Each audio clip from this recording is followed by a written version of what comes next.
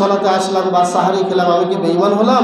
আপনি আজকে থেকে ইমানদার হতে পারবেন যদি আপনার নিয়ত থাকে এরকম যে আল্লাহ এই যে তারাবির সালাত শুরু করলাম, এই যে সাহারি খেলাম, আর জীবনে এক ওয়াক্ত সালাত পরিত্যাগ করব না, এই নিয়ত নিয়ে যদি আপনি দাঁড়াতে পারেন, এই নিয়তে যদি সিয়াম রাখতে পারেন, তাহলে আপনি ইমানদার, আপনার উপরে আল্লাহ সিয়াম ফরজ করেছেন।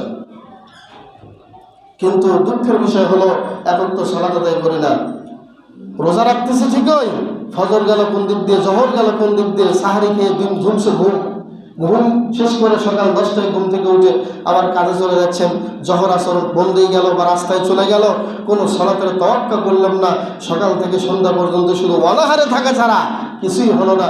এই সিয়াম আল্লাহর দরবারে কবুল হবে না। এই জন্য বিশ্বনবী এই যে সিয়ামের ফজিলত বর্ণনা করতে গিয়েও তিনি ঈমানকে শর্ত করেছেন, মান সামা রমাদানা ঈমানা, যে ব্যক্তি ঈমানকে সাথে নিয়ে ঈমানের সাথে যে রমজানের সিয়াম পালন করলো, গফিরা লাহু মা তাকাদ্দামা মিন যামবিহি, ওই ব্যক্তির জীবনের সব গুনাহ আল্লাহ ক্ষমা করে দেবেন। ঈমান নাই, কোনো কাজের আপনি ফল পাবেন না।